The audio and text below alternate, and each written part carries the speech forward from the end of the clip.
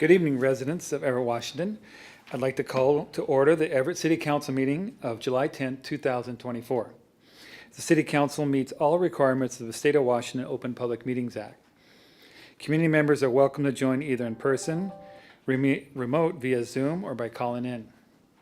For those who wish to participate in future via Zoom, you'll find the instructions to register for public comment on the City of Everett website under City Council Department. Please note that we do not allow comments of any kind of campaigning, whether for or against ballot measures or candidates running for office.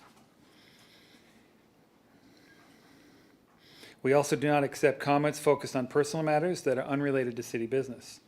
We ask the audience refrain from clapping, jeering, or booing, and no signage of any kind are allowed. We also ask that everyone take a seat and not gather in the entryway or here next to the staff. Clerk, will you please take the roll? Mayor Franklin. Here. Councilmember Ryan. Here. Councilmember Bader. Here. Councilmember Toohey. Here. Councilmember Vogely. Here. Councilmember Fossey. Here. Vice President Zarlingo. Here. President Schwab. Here, and for the record, Councilmember Zarlingo is remote.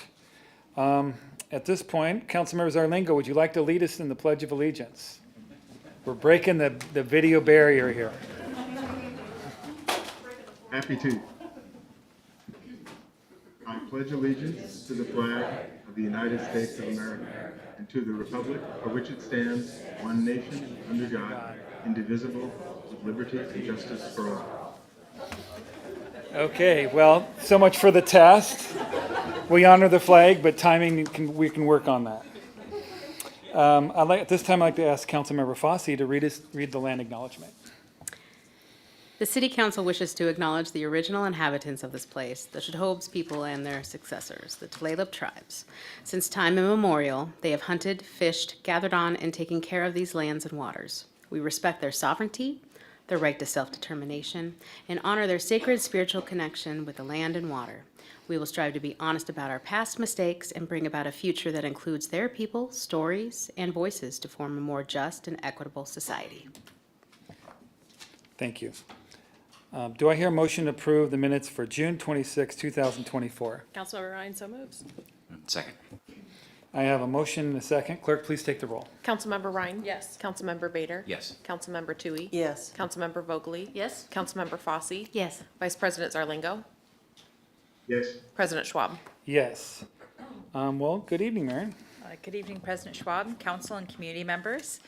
Last week we had our volunteer-led 4th of July parade and our annual 4th of July festival and fireworks show, and it was just a great day. We had a lot of wonderful comments from the community, and I wanted to take the opportunity to thank all the volunteers and as well as our staff that worked so hard on that day. We had teams from Public Works, Police, Fire, Transit. Our transit shuttled more than 7,300 people to the park and the parade, which is outstanding. And I really also want to thank our amazing parks team and, of course, Tyler and Kari, who worked so hard tirelessly before and after to make it a great day for everybody. It is summer event season. It's kicking off in full speed this weekend. Tomorrow night, we have music at the Marina, Port Gardner Landing. Salty Sea Days is Friday and Saturday, and our Everett 3-on-3 basketball tournament, transforming downtown into basketball courts, is Saturday and Sunday. And Jetty Island Days have started too. So anyone who's interested can find more information on visit everett.gov. And then I recently joined a coalition of mayors working to end childhood hunger, and summer is an especially challenging time for kids because of the loss of free school lunches. And so I wanted to let Everett families know that kids can get a free lunch all summer long, every weekday until August 15th at noon at the Everett Library main branch and at 12:15 at Forest Park. And the school district is also hosting a number of locations, and so you can get more information at Everett School District, everettsd.org/summer meals. It's important to make sure our kids are fed. And then lastly, we'll be swearing in a new officer this evening. But first, I wanted to share a brief update on the work that we're doing in recruitment. Chief DeRoos, former Chief Templeman, and our team in Everett, our police department, have set really high standards for our recruits, and a really high bar to join the Everett Police Department. And finding the right individuals that embody our values and are people that are committed to serving our beautiful city takes a lot of time. There's a lot of work that goes in behind the scenes before an officer can be welcomed to our Everett family. And in general, recruitment is really challenging right now. There's departments across the state and really across the country that are struggling to recruit and welcome new officers. And so as our city continues to grow, we've been directing more and more resources. We've been working very hard. Council has supported the increased hiring of additional officers, and we are doing everything we can to creatively entice and recruit people to our team to fill our vacancies. And I just want to thank Chief DeRoos and your entire department, including our recruitment officer, Rebellos, for your great work to hire outstanding team members, and look forward to swearing in our newest team member. Come on forward. And everybody in this room is a recruiter. We all have an opportunity to try to talk about the great things that this city offers, and we'll continue to do that until we fill all our vacancies. Thank you. I'd like to introduce Tyson Johnson. Tyson was born and raised in Washington State. During high school, he participated in a fire cadet program, but knew deep down he wanted to become a police officer. While attending Brigham Young University, Idaho, Tyson started a path towards law enforcement, taking courses in criminology and sociology. Many of Tyson's family have lived in Washington, and this is where he wanted to pursue his police career.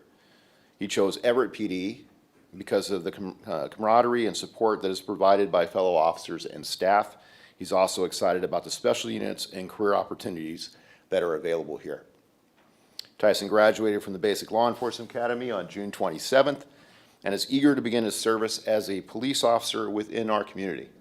He knows that there is still a lot to learn, and he looks forward to developing those skills so he can better support the people who need us most. Tyson is very close with his family and is the oldest of 5 siblings. He loves the outdoors, to include hiking, fishing, and camping. Tyson also loves music and plays the guitar. We're happy to welcome Tyson Johnson to the EPD family. Thank you. So do I hear a motion to accept Tyson Johnson as the newest member of the Everett Police Department? So moved. Second. Okay, we have a motion and a second. Clerk, please take the roll. Councilmember Ryan? Yes. Councilmember Bader? Yes. Councilmember Tui? Yes. Councilmember Vogely? Yes. Councilmember Fosse? Yes. Vice President Zarlingo? Yes. President Schwab? Yes.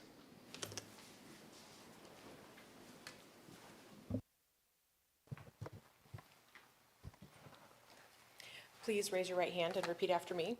I state your name. I, Tyson Quinn Johnson, Do solemnly swear do solemnly swear that I am a citizen of the United States that I am a citizen of the United States or a lawful permanent resident, or a lawful permanent resident, that I will support the Constitution of the United States, that I will support the Constitution of the United States, the Constitution and laws of the State of Washington, the Constitution and laws of the State of Washington, and the Charter and ordinances of the City of Everett, and the Charter and ordinances of the City of Everett, and that I will faithfully, and that I will faithfully, honestly, and impartially honestly, and impartially perform the duties of police officer perform the duties of police officer according to the best of my ability, according to the best of my ability. so help me God. So help me God.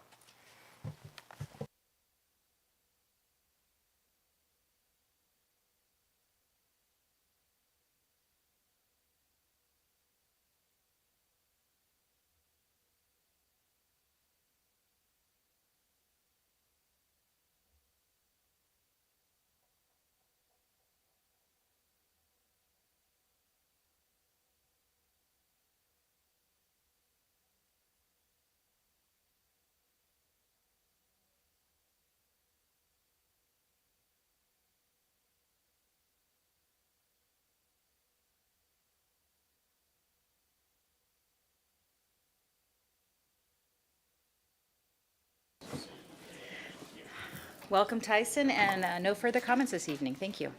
And thank you very much. Okay, now it's time for public comment, which includes written comment acknowledgement. Under our rules, written comments shall be considered the same in manner as oral comments. The commenter must provide their name and the city of residence to be made part of the official council record. Jennifer, welcome to multitasking today.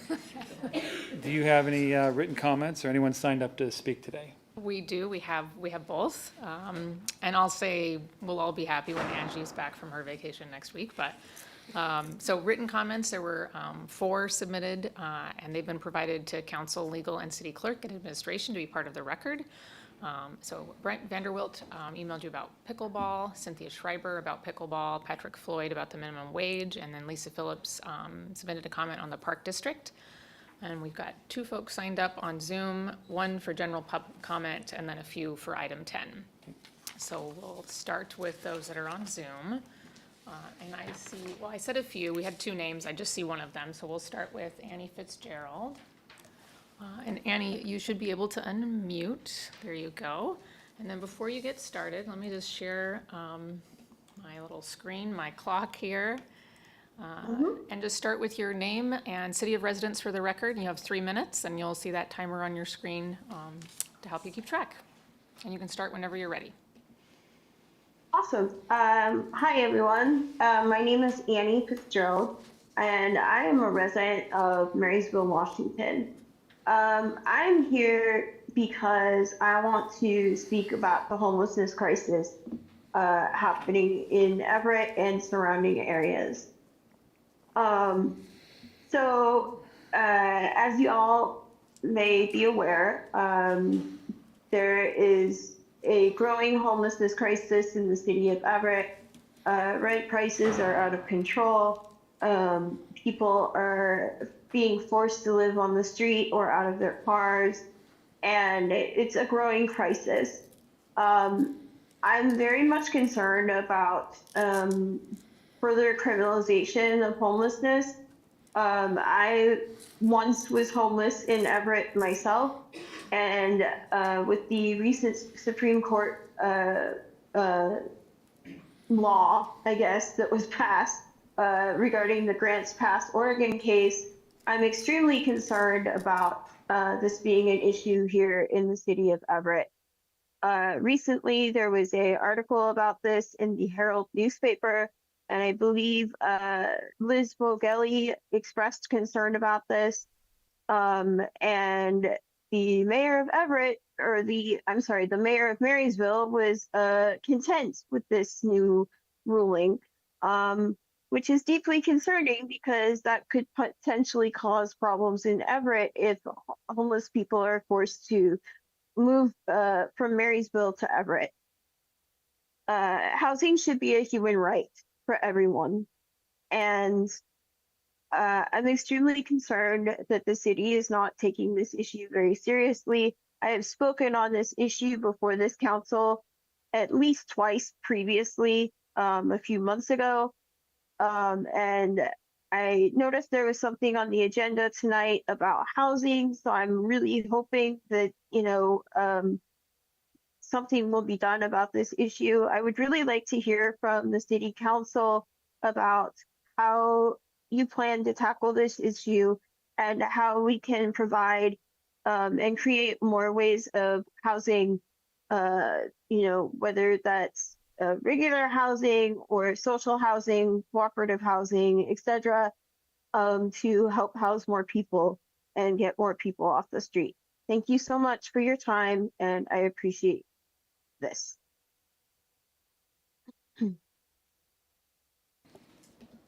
All right. I don't see the other individual that signed up on Zoom, so we'll go to those that are in chambers. Okay, and then we'll have someone else for 10, right, later? Yeah, Maybe. we don't have anyone else on Zoom for number 10. Okay, all right. So, but we've got some folks for this first comment period and then Okay. others for item 10. Okay, So Alan, if you wanted to come up to the podium, and just a reminder to state your name and city of residence for the record, and then hit that button on the right, I think, to turn that on. But I think the chief is an expert. There we go. Here we go, sir. Okay, Alan Miller, Everett, Washington. Hopefully all of you have the letter I just passed around. So I appreciate the response I have received from Jennifer Gregerson. She has been very precise on who to contact for noxious weeds and trimming back about overground situations, but has missed the message I am trying to relay. The issue is running bamboo is invading Forgotten Creek.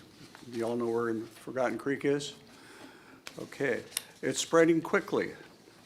There's still time to eradicate if the city responds quickly.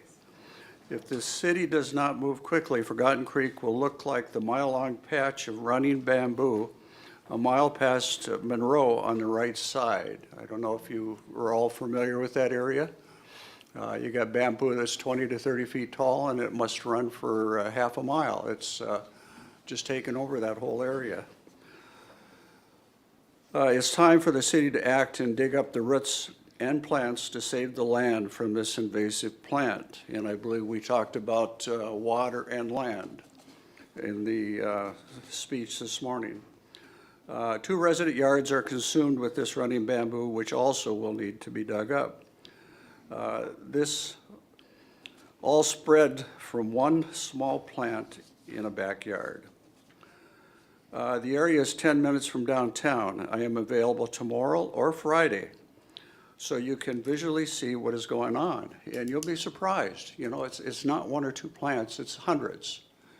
And you've got my phone number. I'm just wondering if anybody's available, let's say at 12 o'clock tomorrow noon, to just drop down and spend 10 minutes there. Think about it, give me a call, and I'll walk you through, and you'll be amazed. And you know, it's something that has to be taken care of, or that whole creek area is just going to be filled with bamboo.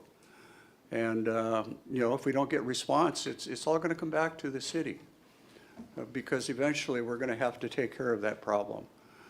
So let's get it early. Let's spend $100,000 if it's going to take $100,000, and get it dug up. And you know, if you have to go against the neighbor that planted it, you can do it. I think we have a good attorney here that could put a suit together.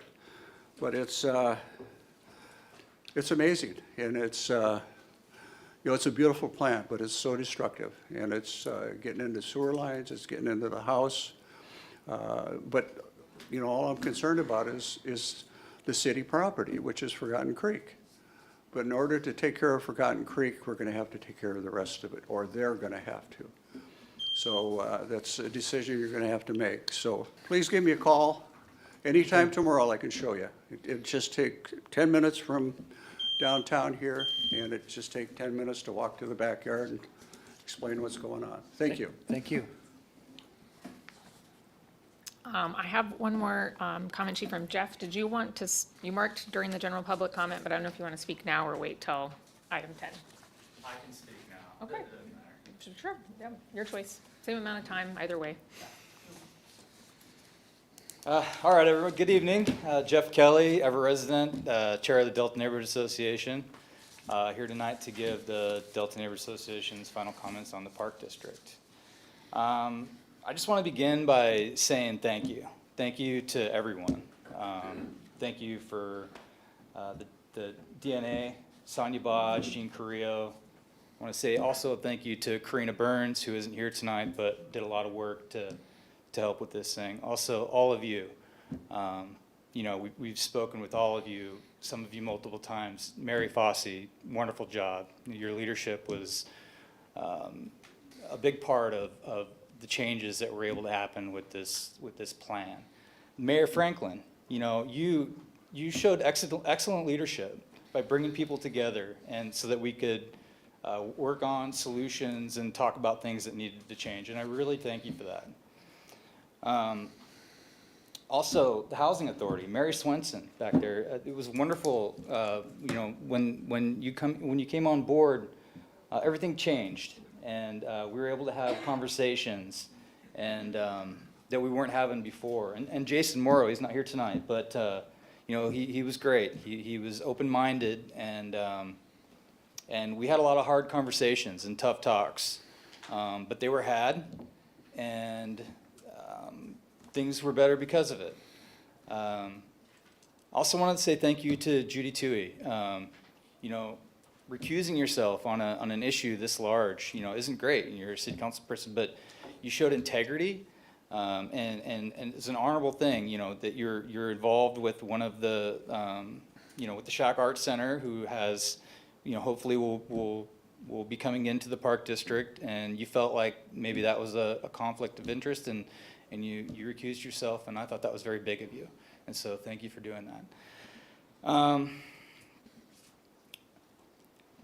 So we are very grateful for all the changes that were able to happen with this park district. You know, initially it really didn't pass the test.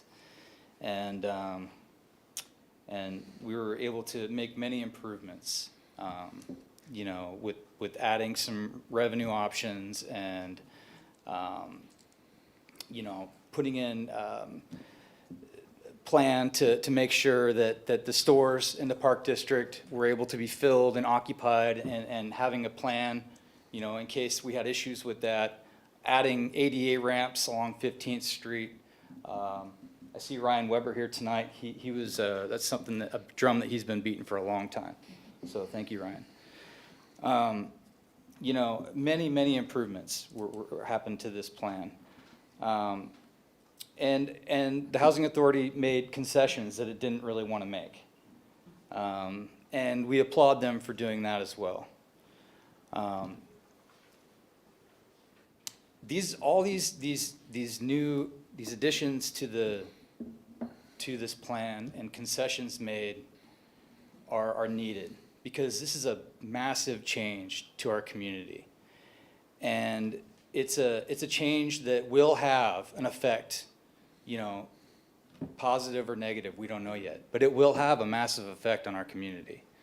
And these changes that we have proposed and that have been added to this plan need to be implemented, and they need to be implemented in a way that is, well, in the ways that we've talked about and discussed and that are in the PDO. So thank you for your time. I really appreciate being up here and being able to represent my neighbors in the Delta community, and I really I'm really grateful for the time that you all have given us to make our feelings known. And so Thank you. good evening. Thank you very much. All right, those are all of our speakers for this section, and I just have one for item 9, the 6-year transportation improvement plan, and the rest are for item 10, the Park District. Okay. Thank you. Moving on to council comments and liaison reports. Councilmember Ryan. Great. Good evening, everybody. Hope folks are enjoying the heat as much as my tomato plants are. Let's see, thank you to our commenters tonight. I would be happy to follow up with Annie's request to hear from a council member. If her email could please be forwarded to me, I'd be happy to reach out. Thank you, Alan, for continuing to keep an eye out for the infrastructure here in our city. My neighbors have bamboo, and I agree with how invasive it can be. And thank you to Jeff and DNA for all the work that you've done for the action tonight. I just wanted to share that I recently attended the Glacier View Neighborhood Association meeting, and they're working hard to get prepared for the Neighborhood Night Out event that they're planning on hosting. It's their inaugural Neighborhood Night Out event, so I hope folks are able to stop by. It's going to be on Rucker near Emma Ewell Park. They're going to have hopefully some old cars, some snacks and games, and face painting, and sounds like a really good time. I believe it's from 5:30 to 7:30. But check their Facebook page. Yeah, 5:30 to 7:30 on August 6th. I also attended the Port Gardner Neighborhood Association meeting, and they're working hard to plan for their neighborhood garage sale, which is coming up on Saturday, July 20th. There's still spots for folks in Port Gardner neighborhood to sign up to be a stop on the garage sale route. So please email portgardner.everett@gmail.com if you'd like to sign up to be on that list. And also coming up on July 20th, the Everett Station District Alliance is hosting a cleanup event from 9 to 11 a.m. and volunteers can register on the site and join in the morning at the train station for donuts and a fancy vest to go help with cleanup. Let's see. Last I wanted to share that last night I attended one of the Proposition 1 information sessions that was hosted at the Everett Public Library. It was a really great turnout. I want to give props to Simone Tarver from our staff and Heidi and our new deputy, Jamie, for a great job of answering questions and providing information to the folks in the audience. I've through some of the different neighborhood meetings that I've been at, and then at the event last night, I've been catching kind of a pulse on some of the misunderstandings that there are about the city's finances and the ask for the levy lid lift. So I did want to, one thing that I've heard a few times is that folks have been sharing about trying to make comparisons of the city of Everett and our FTE count and our overall budget to cities of a similar size.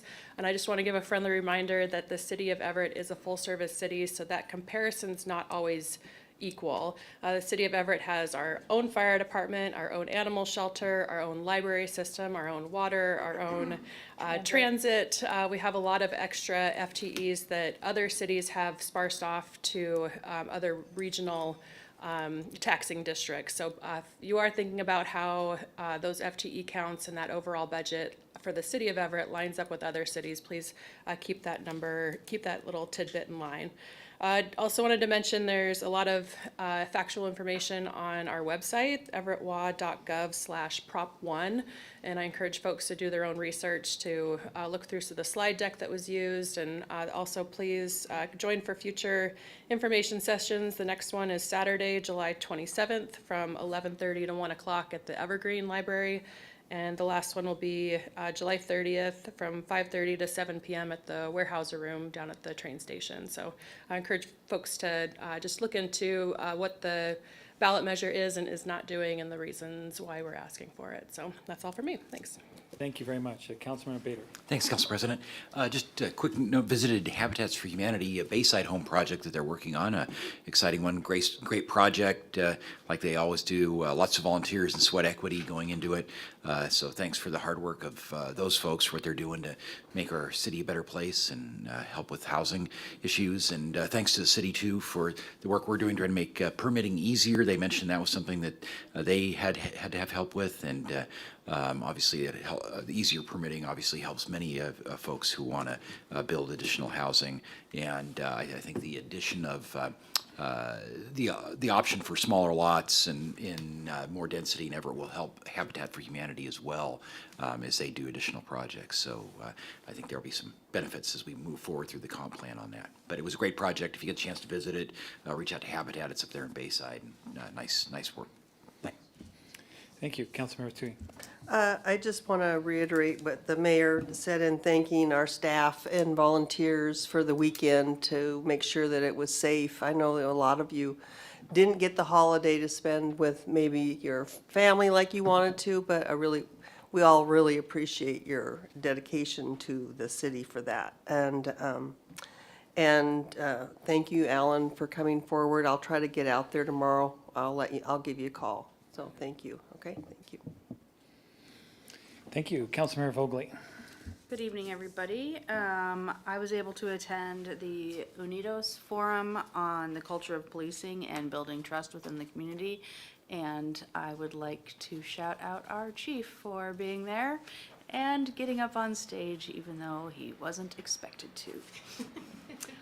It was a really well-run event, and I was happy to be there, and that is all. Thank you. Thank you. Councilmember Fossey. Thanks. I wanted to start off by saying welcome to our new officer. That's always exciting when people step up and want to serve and protect in our community. And I'm thankful as in my position and also as a resident of Everett with a family. I did want to ask about one of the public speakers who they were chatting about invasive species. So I was wondering, does Everett have any bans on particular invasive species that are considerably terrible? We do comply with the same noxious weeds list that the Snohomish County and King County use. Bamboo can be considered an invasive plant, but it's not on that noxious weeds list. Because it's not considered noxious, code enforcement cannot enforce against it unless it's obstructing sidewalks, street signs, right-of-way. Then it can be required to be cut back. Generally, vegetation growing onto neighboring properties is a civil issue. But our code enforcement folks have lots of information, and that's always a good place to start for residents that have similar concerns. And I did just send Mr. Miller's information to code enforcement, probably like 4 hours ago, I don't know, towards the end of the day today, so. So it's civil enforcement, and so when it doesn't go onto private property, but maybe it goes onto city property, what happens then? Because it sounds like it's invading Forgotten Creek, and that's just concerning. I know how invasive species, how quickly they can spread, and then there are certain types where it will completely make land uninsurable when you're on private property because they get so bad. So After Mr. Miller's been to council a few times, I started with our code enforcement team, and I'll reconnect with Parks and Facilities to ask them about that aspect of this. awesome. And then I'd be very interested to know about what the mitigation efforts are planned for that area, or if they've investigated it and it's not an issue, or what's going on with that. So any follow-up would be appreciated. Thank you so Sounds good. much. And thank you for your public comment and continually coming back to make us aware. Sorry, not up to me. You can talk to us afterwards. I also wanted to second, third, fourth, everyone's comments about all of the wonderful workers and all the volunteers that put on the wonderful activities and festivities for the 4th of July. I got to participate with my family in the parade, and it was so much fun, as always, and it just, every time I get to do things like that, it makes me fall in love with my city and my neighbors all over again. So I just want to thank everybody for putting in their time, whether it was on the clock or as volunteering. I appreciate you. You make this city a better place to be. We had our Stadium Fiscal Advisory Council Commission, whatever we are, that meeting today, and it was actually a very productive one. So looking forward to seeing the result of that coming in the coming months. As regards to the levy lid lift, I wanted to thank Councilmember Ryan for providing that additional clarification. I too have noticed that there has been a lot of confusion about how the budgets works. Rightfully so. It's very convoluted stuff. So making sure that all of our residents really know the different buckets of money and how that actually impacts the city and how we are different from other places is great. And so I might be attending that information session at our library on Saturday, July 27th, 11 to 1, I believe. 11:30 to 1 at our library. And then right after that, I will be going to Shakespeare in the Park at Wiggum's Hollow. So just so you know, there's going to be the annual, I think I can call it annual now, it's been several years, where they are having Shakespeare in the Park. It's a free event. It's great for families. You get to sit out there on the hill, and they're going to do The Two Gentlemen of Verona, and that starts at 4:30.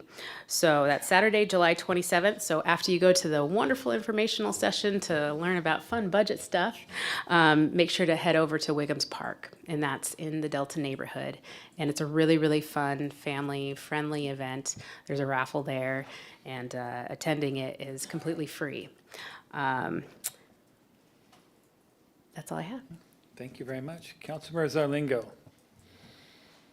Well, thank you. I'm sorry, I apologize, was not be able to introduce myself to Officer Johnson. I've recently been exposed to COVID, and I don't want to put others at risk, so I'm attending remotely tonight. Recently went to the neighborhood meeting for the Silver Lake Neighborhood Association, including Everett and areas within Everett's planned growth area. And thanks to Mayor Franklin for attending and answering questions.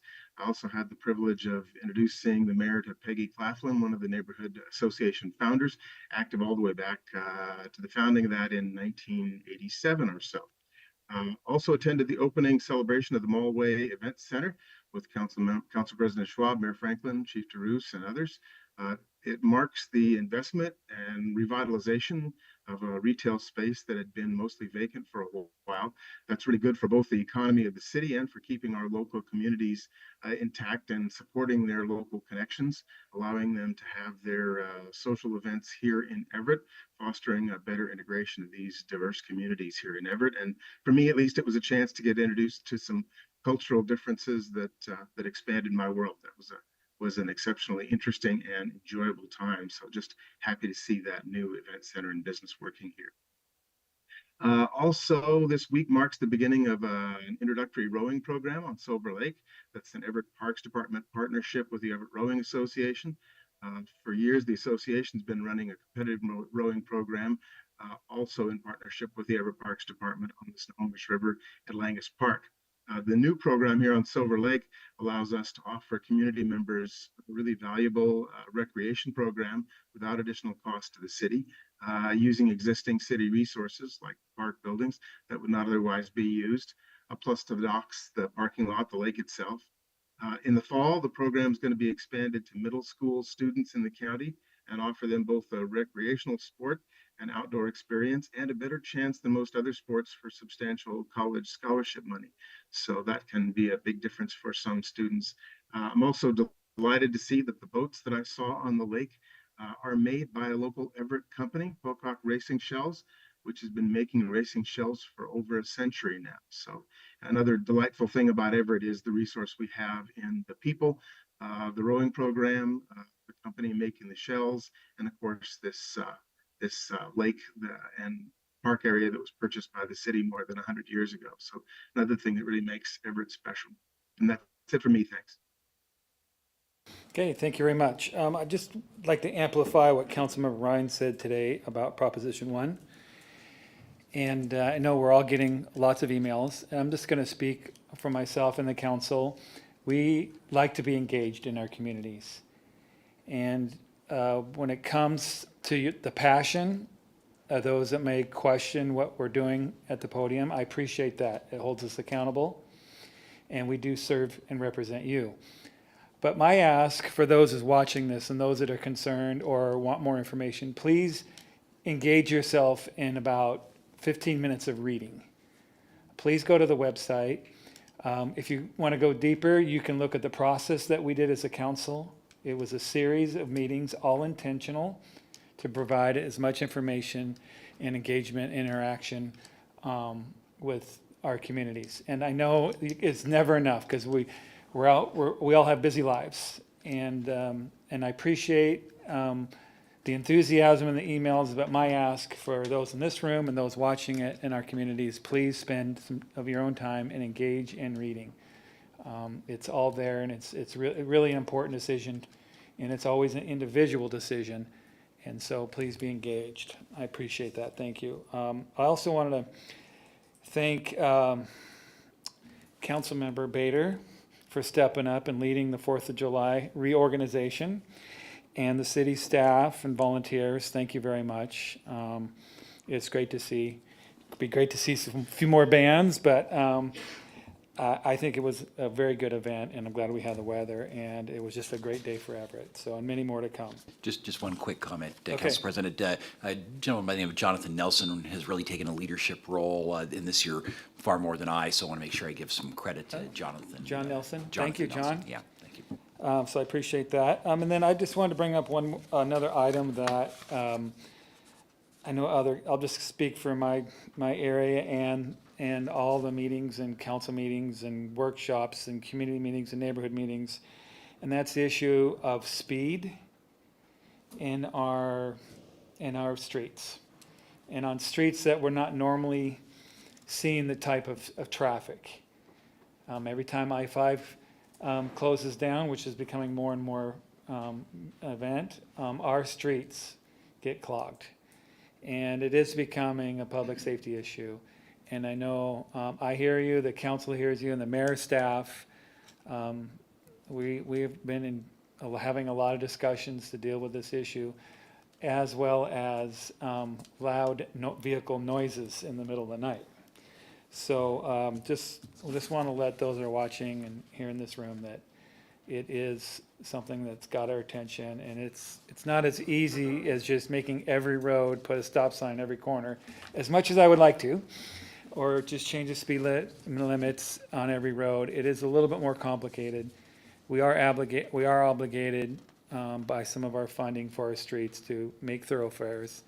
So just want to let everyone know that it's been on my mind for quite a while, so more to come, a lot more to come on that. So thank you for letting me indulge in that.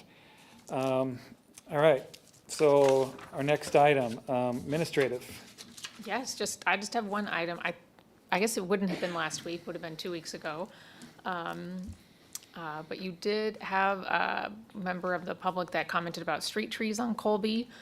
Staff have been in communications with that resident for many years, and our policy continues to be the same, to replant, different tree types when they reach the end of their life cycle.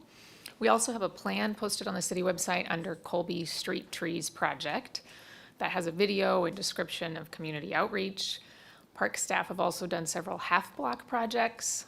They analyze tree health every year and do an outside arborist analysis every 5 years, and that actually was most recently done just this year. And then finally, Parks and Facilities staff are doing an overview of Parks capital projects with the Parks and Quality of Life Committee next week, and will be available to talk about street trees and other information at that meeting. And I think that's all that I have right now. Okay, thank you. How about our city attorney, David Hall? No report, but we are requesting a 10-minute executive session to discuss a legal matter pursuant to RCW 4231.10(1)I with council action to follow. Okay, thank you. All right, so we are on to our consent items. We have items number 1 through 7.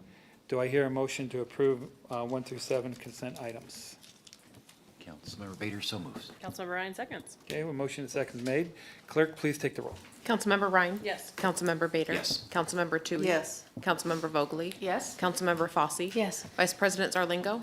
Yes. President Schwab? Yes. Okay, moving on to our proposed action item, number 8. I will read into the record. It's the first reading. Council Bill 2406-13, first reading, adopt ordinance vacating the remaining alleys in the block bounded by Rockefeller Avenue on the west, Oaks Avenue on the east, and Pacific Avenue on the north, and 32nd Street on the south. I will, open the public meeting now. And third and final reading will be 7/24/24. Do I open the public meeting now or to wait until the last one? This isn't a public hearing, it's just a first reading, and there's no staff There's briefing. no so public just hearing? Okay, If there all right, are, so- and no comments at this point. So false alarm, no public hearing on this then? You're good on this, just whether there's council questions. Okay, so any council members have any questions? Councilmember Vogely? Just in general, is this type of vacation the same process as what happens for all City of Everett land vacations that happen? Yeah, I think. Bob yeah. Bob is here, and he's stepping forward right now to quickly answer that question.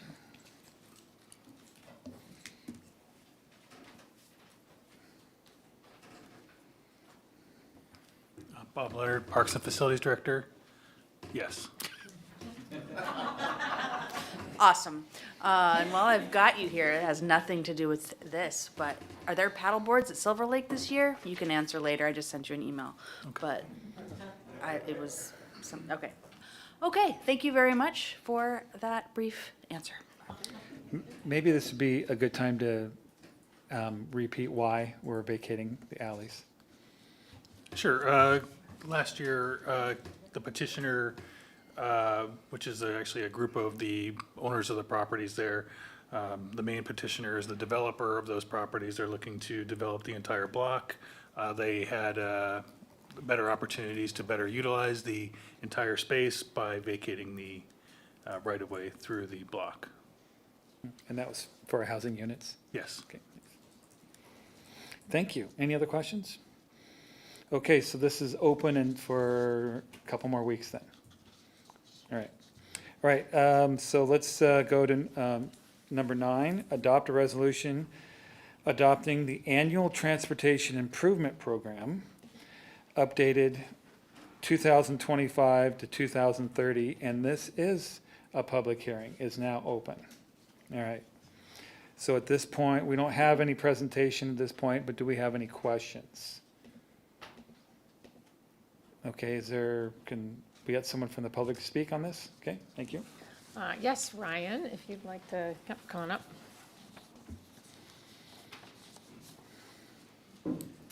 Oh, and then, sorry, the mic isn't quite on yet. It's at the base. You got it. There you go. Hi, Ryan Weber, Delta Neighborhood, Chestnut Street. Most people gloss over this every year, but I'm back. I'm asking again to please add the Henry Jackson Bike Pedestrian Bridge to the tip. There have been a few meetings about this in the past few years, and I've made the request at least 3 years prior.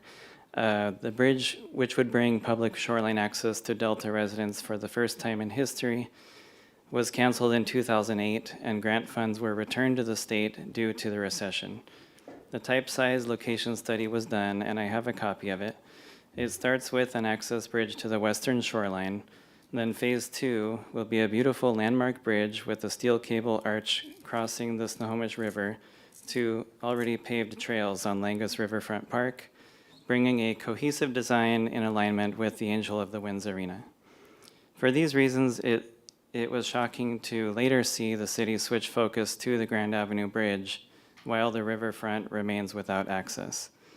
The bridge is included in both the Shoreline Master Plan, Bike Master Plan, and the Shoreline Public Access Plan.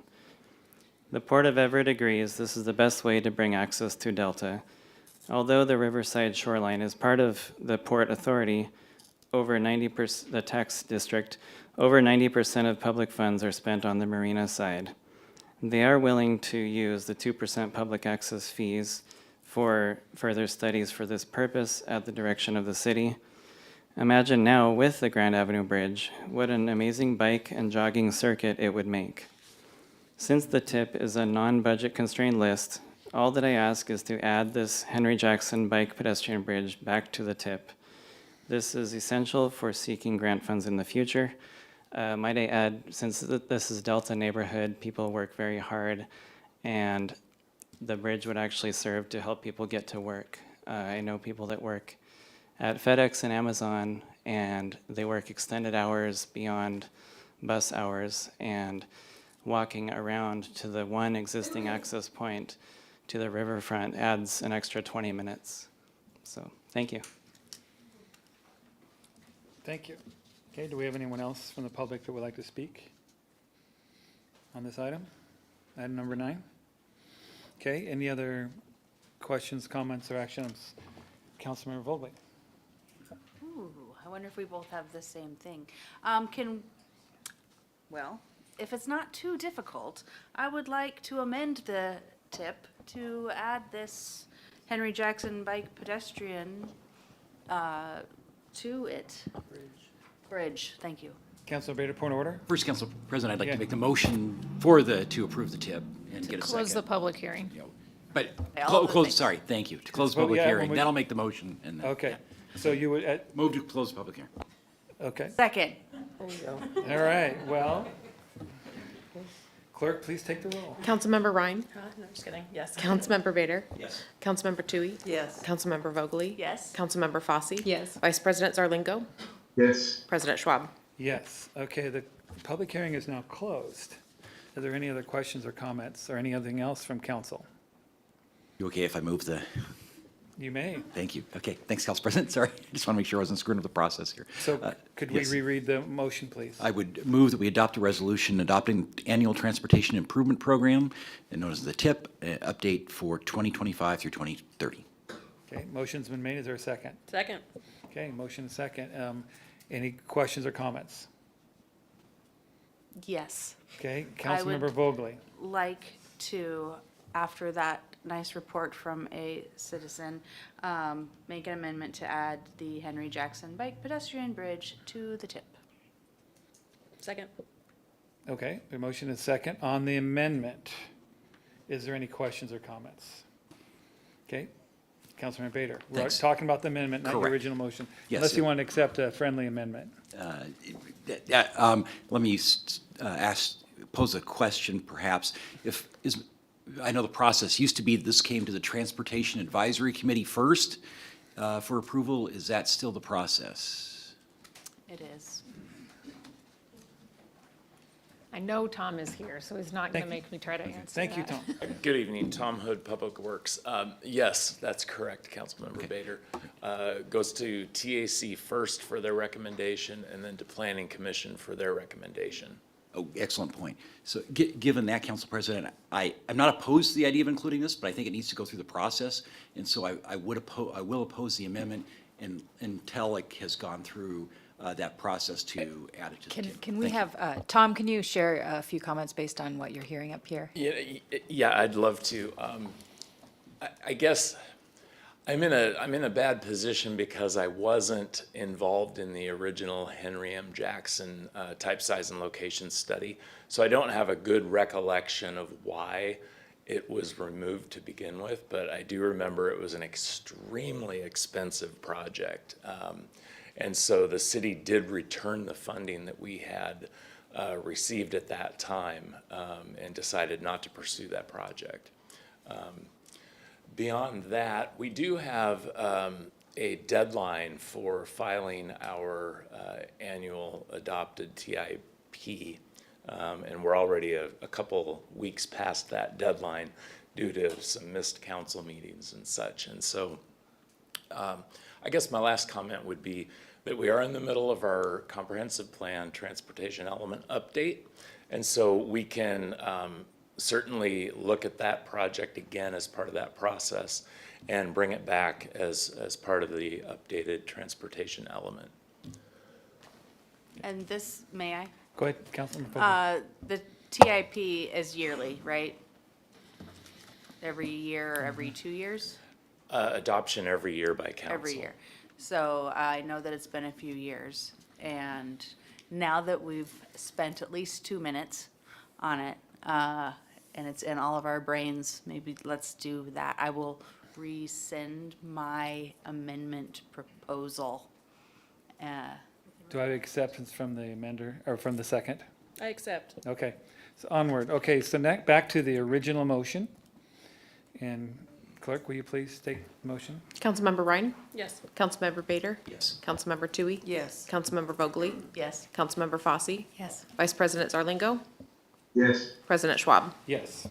Thank you very much. All right, so that was an amendment. So now we're on to the resolution, the annual transportation improvement program update for 25-30. Am I correct? No. We passed it as is? All right, just want to make sure. Thank you. All right. Is that good? Were we sure? Yep. Okay, thank you. Well, there's a lot of amendments there. I just want to make sure we did everything right. Okay. I guess now I have to hear, we close the public, so we closed the public hearing, we voted on that, all right. All right, thank you, all right. I've got a lot here. So, all right, so next we have the big one for tonight. We have combined public hearings and action items, all of which are the third readings. The public hearing opened June 26 and remains open. Staff has provided an updated memo now dated July 9th with updates since the Planning Commission review and proposed amendment sheet with 3 amendments. The third amendment has been revised since we last met, and staff has cleaned up all the typo language in the first amendment. A will call for those amendments will reach that step in the process. There is no staff briefing, but of course we have our planning director here to answer any questions. So at this point, are there any members from the public that wish to speak? Yes, there are, there are just a couple. And we're talking about 10, 11, 12 all at once, so with Yes. combined the public hearings for all 3. This is a good point. So there's 3 items on your agenda, but they all relate to the Park District proposal. And Okay. so yes, so that's, our first speaker is Brian. If you can come up to the podium.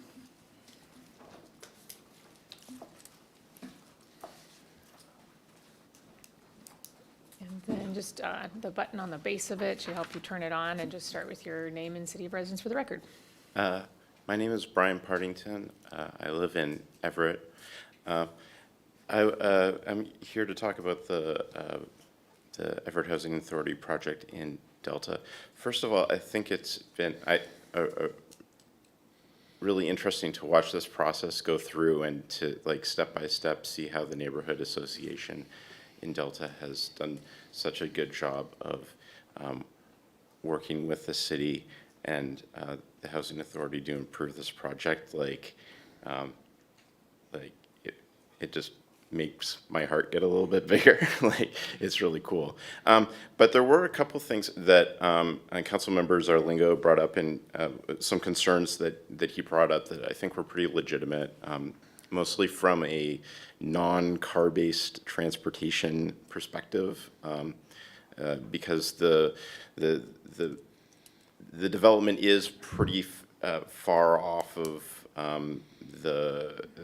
some of the transit corridors and is sort of off the comprehensive plan to a degree. And some of the things that have been said regarding that by the housing authority have been a little bit concerning to me. In particular, the idea that, you know, people want to live away from the arterial, and like, while that's true, if you don't have a car, and that means that you're a mile walk from transit, that changes the equation a lot. And I do know this development is light on parking.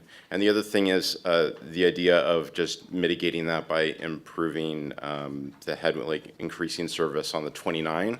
I know that like our transit services are kind of on a fixed income. And when I hear that, I'm like, okay, well, where are the buses coming from? What route is going to lose service instead? But I am for this project, and one of the main reasons why I'm for this project is that the location here is kind of unique in that normally, like, the walk shed is sacrosanct to me, but in this case, there is a lot of opportunity for bicycle transportation in this area. There are a lot of destinations close to the development that are kind of awkward walks, but are very makeable bikes, like the Providence Medical Center, the community college, the Safeway, like, and I think just so long as the development has sort of like a bikes forward, and also the little scooters, the little electric scooters, I'm seeing more and more of those on the 512, people taking those on the bus with them. So there's two things that need to be done that I'm running out of time that are, I think, are pretty important. One is Swift Gold Line. Loading bikes onto buses is really annoying, but on the Swift buses, it's not. You've got 3 bikes you can just roll on and lock in, and there's room for 2 more standing if you need to. That'll get you up to Marysville. And the other thing is just maintaining good bicycle infrastructure on 12th and 15th, along with the improved sidewalks. I think just so long as there's a focus on that and like good bicycle parking in the development, like, this location is unique to support bikes in ways that other areas of the city can't. Thank you. Okay. Thank you very much. All right, do we have anyone to speak in the public? Yeah, 2 more. Okay. Ethan is next, and then Ryan.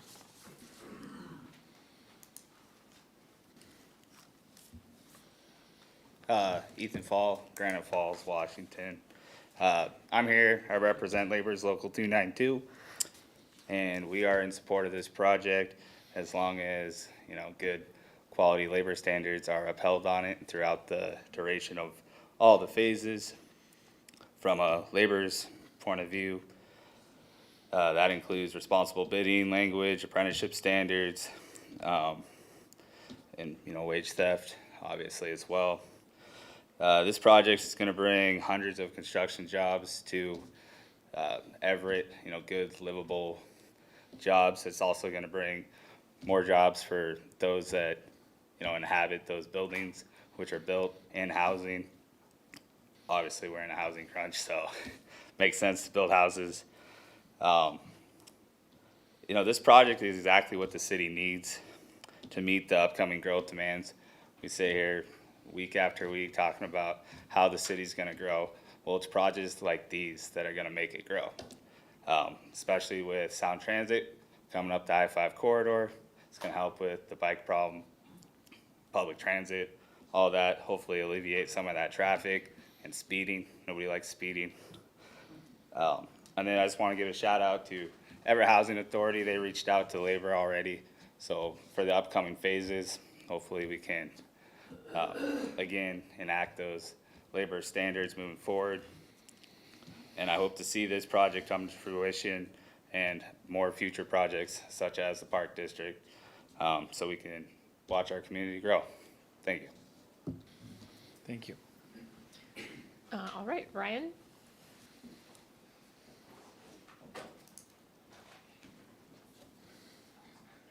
Hello, Ryan again, Delta Neighborhood, here to talk about the Park District. We finally made it here. It took years of planning on the part of the city, Housing Authority, Delta Neighborhood Association, and many public input sessions.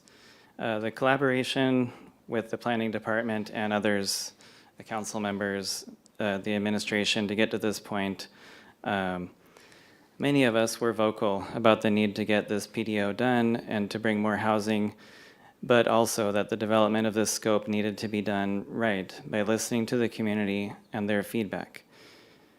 There are so many needs for current and future residents of Everett and the Delta neighborhood, and this plan incorporates so much that we have been calling for over the years, such as adding childcare, after-school care, free preschool, free preschool.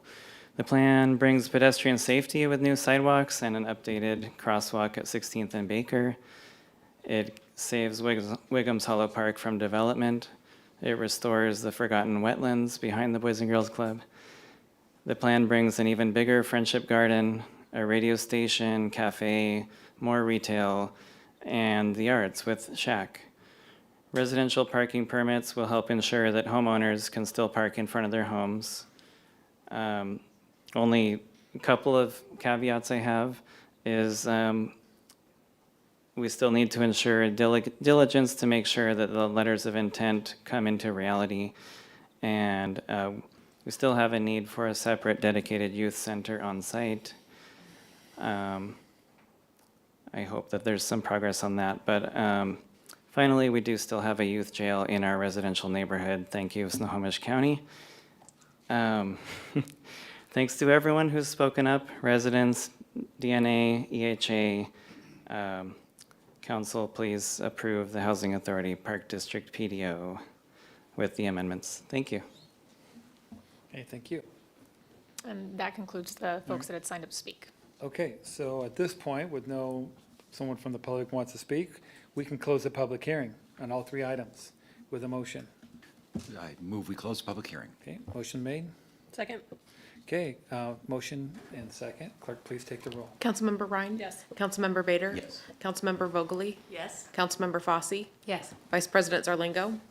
Yes. President Schwab? Yes, okay, with the public hearing closed, we'll go to, I'll read each item individually. We'll start off with item number 10, third and final reading, Council Bill 2405-10.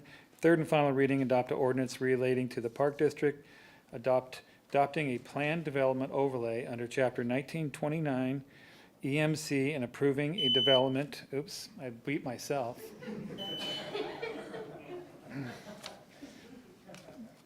All right, where do I go? Okay, Chapter 1929 EMC and approving a development agreement. So it's been read in the motion, so council, is there any further comments or if there's any amendments or anything at this time? I think we need a motion first. Okay, let's do a motion. Councilman Bader? Council President, I'll move items number 10, 11, and 12. Is appropriate protocol to move all three at the same time or one at a time? I think because we have, some amendments to the first item, we should do them one at a time. Okay, great. I'll move item number 10. Council Okay. President. Thank you. Councilor Ryan seconds. Okay, a motion and a second has been made from item 10. Now it's time for discussion or amendments or any other action council would like to make. Oh, Councilmember Fosse. I move to amend the motion and add amendments 1 through 3 as presented by staff via the July 9th memo and attached proposed amendment sheet. Okay, is there a Councilor Ryan seconds. Okay, motion and second, and this would be an amended motion. Is there any questions or comments? Councilmember Ryan? Great, thank you. Hi, York. For amendment number 3 is regarding the non-residential space activation and occupancy regarding vacant spaces and the requirements that the housing authority will have to follow in order to fill vacancies and address any vacant spaces. How is this amendment in line with what's currently in our code for vacant spaces? We have two different ways. Well, there's a chapter in code, chapter 1616, that deals with vacant commercial spaces in a specific zone. I took a look at this earlier today, actually, and that zone no longer exists, but it was the urban mixed zone, the UM zone. When we did rethink zoning, they were retitled. Unclear of its applicability after that zoning change. We've had some other things where if you don't change the zoning with it, it drops off. That section, chapter of city code, includes maintenance requirements for vacant commercial spaces. It was an artifact of the Great Recession. I think it was a 2009 ordinance. Required maintenance requirements, registration and fees, and provided for enforcement under our code enforcement chapter 1.20. I think the maintenance requirements are pretty parallel with what's in the amendment sheet for the development agreement here in terms of maintaining any vacant space in the park district clean and free of any peeling paint and whatnot. Some of the details that are farther down in that section about reasonable efforts to attract tenants go beyond what we have for otherwise for vacant commercial spaces in here.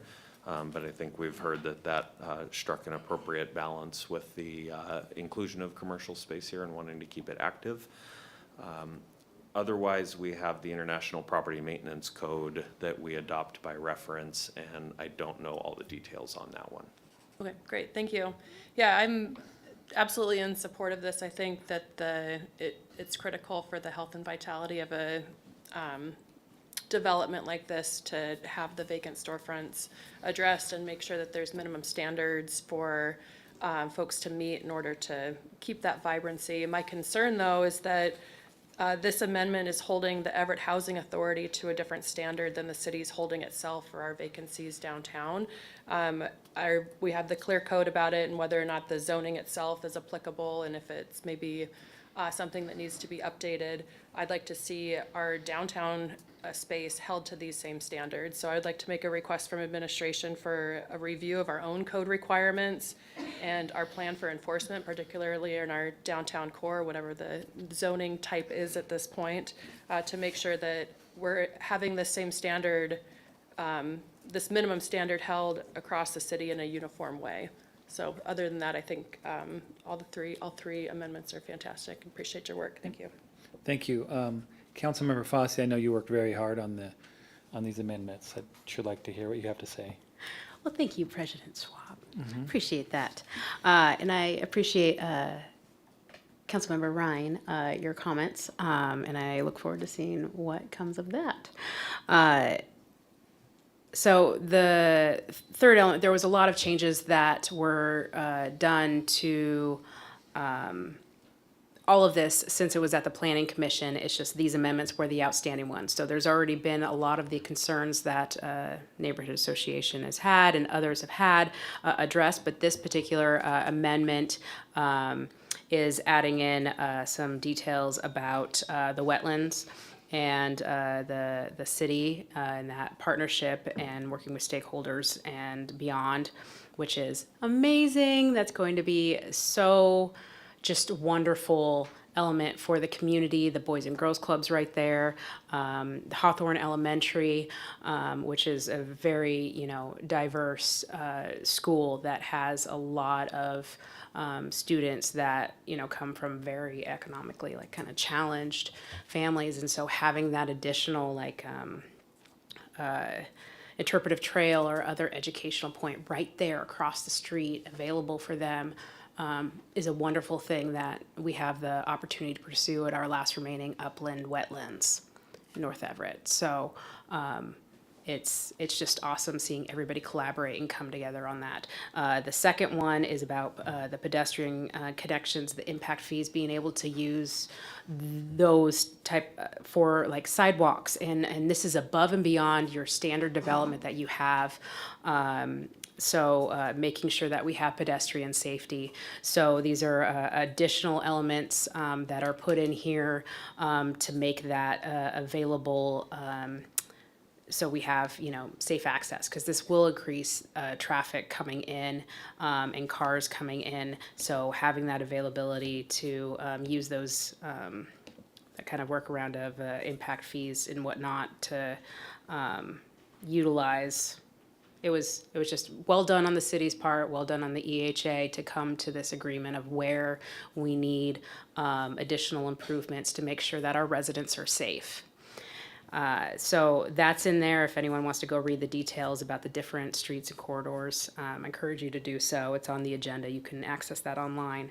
The third part is we've heard a lot of people from the start having concerns about the downtown spaces where there are vacant storefronts and concern that, there's not going to be enough mitigation efforts coming in. And it's one thing to, keep everything presentable, but there's also another thing where you want to hold folks accountable for making sure that they're doing their best, especially when their mission is surrounded around community's best interest, that they are doing their best to make sure that those spaces are filled. I've heard concerns about other developments and those plans being changed and things that were originally the goal and the mission changing, and that wasn't, I think, the original intent there. So I think here, the Everett Housing Authority is going above and beyond in agreeing to this language. The city has done an outstanding job of revising and working on this, and I appreciate all of the time and effort with the community that has stepped up and expressed their desire to have some sort of element of this language in here that makes sure that after 6 months, all of these mitigation efforts are put into place to make sure that we have tenants that go in there that provide public good, especially when we're going to be putting in this type of density of development. So that's a little vague overview of what these different amendments are, in addition to all of these other wonderful changes that are also still in there. These are just amendments on top of that. So that is the 3 amendments. Okay, so point of clarification, do you want to vote on the amendments separately then, or can we combine them? You can combine them. Okay, we'll combine. Okay, thank you. Any other comments or questions for number 10? Okay, Councilmember Zarlingo, I know, I put you on mute. You can talk now if you have anything to say. Just kidding. All right, this clarification here, we are discussing the amendments specifically, and then once that's settled, we will vote on the main measures number 10 and second. Okay, so at this point, we will vote on the amendment. So, amendments, 3 amendments to Article 10, thank you. So, do I have a motion on the amendment? Okay, we got it. So, clerk, please take the roll. Councilmember Ryan? Yes. Councilmember Bader? Yes. Councilmember Vogely? Yes. Councilmember Fosse? Yes. Vice President Zarlingo? Yes. President Schwab? Yes, and I just want to be very diligent and make sure that we have everything crossed. It's one of the bigger projects here in our city.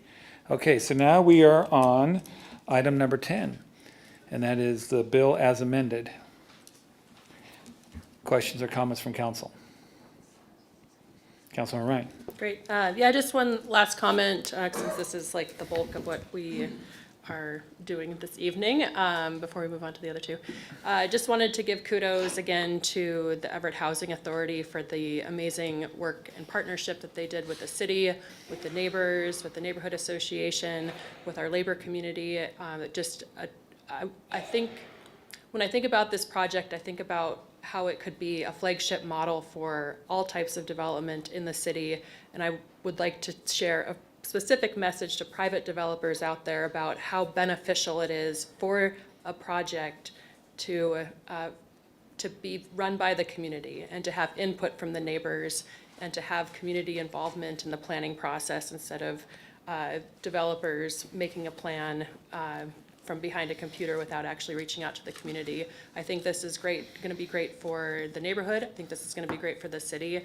And I think it's a true testament of just how great a project can be when there are all voices at the table and all stakeholders are heard and all voices are incorporated in the final design. So just wanted to give a shout out to city staff as well for the hours and hours and hours of work that you put into this to put a really wonderful final product together. Thank you. Thank you. Any other comments? Councilman Bader. Just real quick, I had some of the same concerns that Councilmember Zarlingo had articulated a few weeks ago. So for me, I'm going to support this, but for me, it's dispositive that the Delta neighborhood is supporting this. If they had not gotten behind this, if they were not happy with this, I would not be supporting it.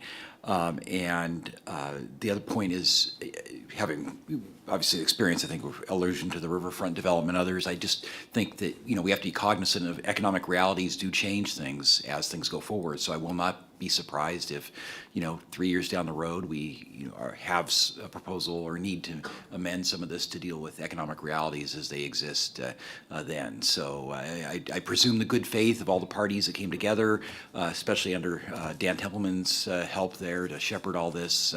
And I'll continue to presume that good faith that even if things get hard and things might have to be proposed to be changed, that everybody's acting in good faith and doing their best to fulfill the aspirational goals that we're setting forth here tonight and want everyone to accomplish. So again, thanks for all the hard work to everyone, and glad we are where we are today. Thank you.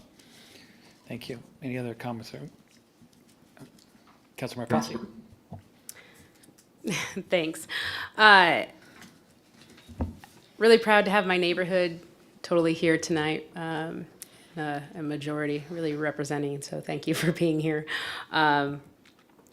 I'm going to be able to see this development from my kitchen window. So beyond just being a council member and, formally involved with the neighborhood association, this is going to be something that is going to be impactful for my family going forward. So I agree with the sentiments about everyone coming together, all the stakeholders, coming to the table on this and listening. There are some still outstanding things, but the majority of the legitimate concerns that were put down on paper that were brought forward, I feel like everyone came forward in good faith and tried to address those issues.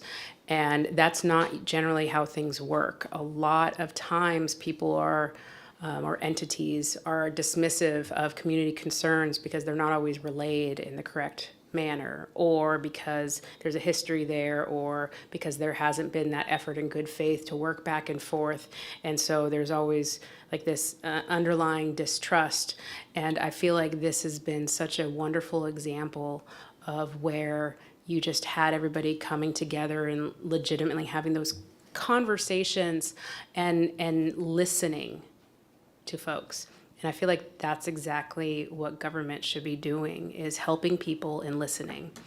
And I hope that some of the things that were put in here do set an example. There are economic realities for private development, and this will not always be the case, but there are also some things that we can do policy-wise and logistic-wise to make things better for our community and set that as a priority. But yes, I understand the difference. But that is why putting in some of these elements that are specifically for this neighborhood that has previously been disenfranchised, that has previously been ignored in the past, prior to a lot of us being here, putting that investment in this community is so needed. Of the few things that we still need to pay attention to, obviously what Councilmember Bader had alluded to about economic changes and changes going forward, we can't predict that. But when it comes to the Youth and Teen Center, that still needs to be addressed. Given what we've seen with, that happened recently, the tragedy at the Alderwood Mall, and the tragedies that we've seen happen at Jackson Park, in our own neighborhood, we do need to start providing better outlets for our youth and our teens, and to help mitigate some of that violence. And so I hope going forward, and this is not something that we necessarily need to put in MOUs or writings, contractual language, but that is something that this community really, really needs.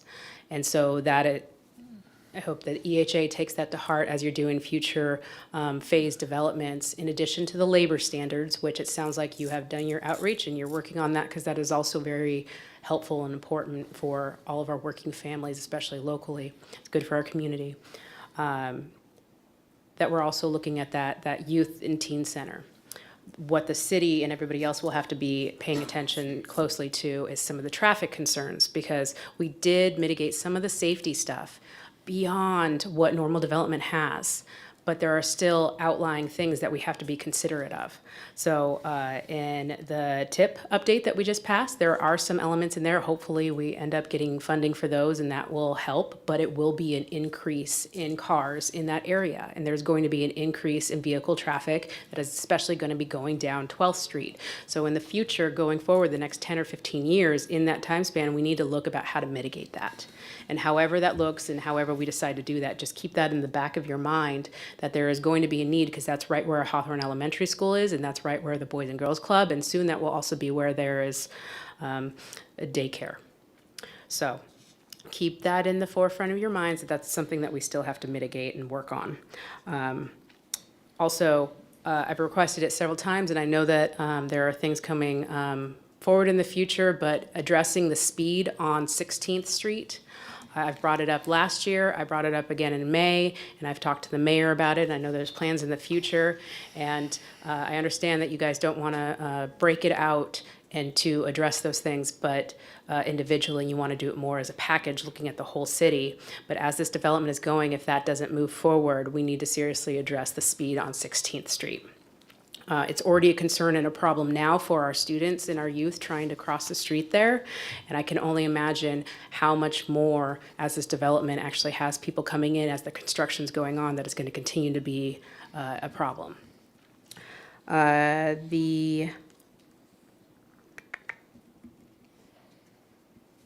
it looks like we addressed everything else. We have the parking taken care of, the city's great collaboration and effort to put in and work on that, and the EHA taking the bold step and doing underground parking, which is not an inexpensive option, but it's great for communities, because then you don't have your green space dedicated to the parking, and addressing the concerns about the community garden, about Wiggum's Hollow Park. So many things had gone into this, and so I really hope that my my colleagues see all of the efforts and the conversations and the collaboration, and reward this kind of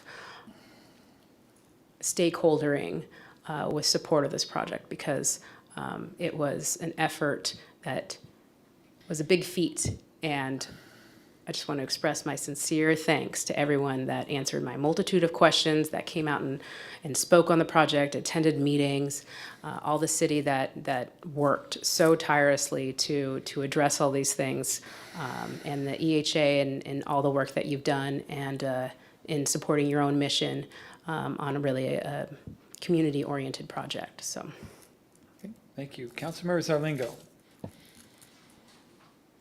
Yes, thank you. I guess I spoke at length at a previous meeting, so I'll be much more brief tonight.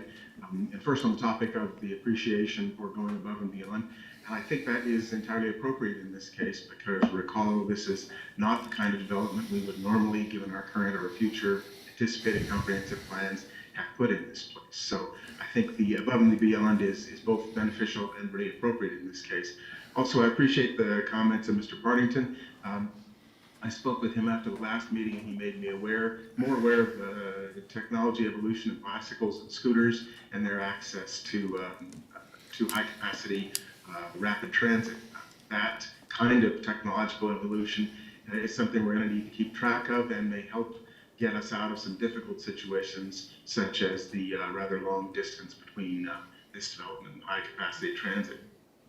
And also, as others have said, we all appreciate people going beyond their own self-interest, focusing on what they carefully considered to be the best things for our community in the long run. And really, to me, the long run is perhaps the nexus of the main issues here. There's really no doubt about the need for more housing at reasonable costs. And of course, the questions are, can the Housing Authority make more of this happen through this project? How practical are the plans, the schedule, the construction costs, the overall viability? And I've been looking particularly into housing authorities in general, their typical missions and goals, since they're not run by the cities and instead are separate entities. With this project's mix of affordable housing and what many would call market rate housing, for lack of a well-understood alternate term, this project is atypical for a housing authority. I also wanted to understand the obligations and risks for the city. I spoke about those 2 weeks ago, whether the proposed amendments and agreements will handle the issues that are the domain of this council. Those issues, including the functionality of this development in a neighborhood that really deserves a hand up and has for some time, have been significantly addressed in recent weeks. I'm really happy to see that the neighborhood leaders, the Housing Authority, the Planning Commission, administration have all done their part. There are still unaddressed issues and questions that prospective bondholders ask, and that's their part. For my part, I no longer have sufficient concerns to stand against the measures needed for this project to go forward. Thank you. Thank you. A couple of comments I'd like to make. One is I want to say this is an example of collaborative working. Of course, when you have that in your mind, you want it to be perfect. And this process was far from that, but it worked. I think all the effort and the patience and the passion put a good project together. And I too will also want to talk about the future. And as was brought up in the dais here, things are going to change. The neighbors, the city staff, we're not going to be able to watch every little thing. The responsibility of this project really lies in the Everett Housing Authority. And my message for you, you've done a great job in putting project together. If this works, which I think it will, you're going to put yourself on the map. We're going to put Everett on the map. This is an amazing opportunity, and all the parties together really worked really hard on it. And I know things will change in the future. And today is a big decision. I hope as things evolve that the goal of the Everett Housing Authority is to make things better, not to cut corners. That's the pragmatic in me, not to look for ways to make things cheaper per se, but should be looking for ways to make this project better. There's no reason why we can't keep improving on this project and not just say, hey, this is where it's at. Now we're just going to try to get it through. This should be about, hey, this is where we're starting now. Let's get a really nice project for the community moving forward. So I think there's a lot of opportunity as we head forward. And I know Everett Housing Authority, there's a lot at stake for your group too. In that you have a chance to make a wonderful neighborhood and quite frankly, a name for yourself. So I'm really looking forward to this project and how it goes from here on. So thank you for that. So with no other comments, clerk, please take the roll. Councilmember Ryan? Yes. Councilmember Bader? Yes. Councilmember Vogely? Yes. Councilmember Fosse? Yes. Vice President Zarlingo? Yes. President Schwab? Yes. Okay. Item number 11, Council Bill 2405-11, third and final reading, adopt an ordinance adopting an amendment related to the Park District's development to the Everett Comprehensive Plan. Do I hear a motion? So move. Second. Motion second is made. Any questions? Clerk, please take the roll. Councilmember Ryan? Yes. Councilmember Bader? Yes. Councilmember Vogely? Yes. Councilmember Fosse? Yes. Vice President Zarlingo? Yes. President Schwab? Yes. Item number 12, Council Bill 2405-12, third and final reading, adopt an ordinance vacating Larch, Hemlock, First Street, lying south of 12th Street and north of 14th Street in the plat of Baker Heights. Do I hear a motion? So move. Second. Motion and second is made. Any questions or comments? Clerk, please take the roll. Councilmember Ryan? Yes. Councilmember Bader? Yes. Councilmember Vogely? Yes. Councilmember Fosse? Yes. Vice President Zarlingo? Yes. President Schwab?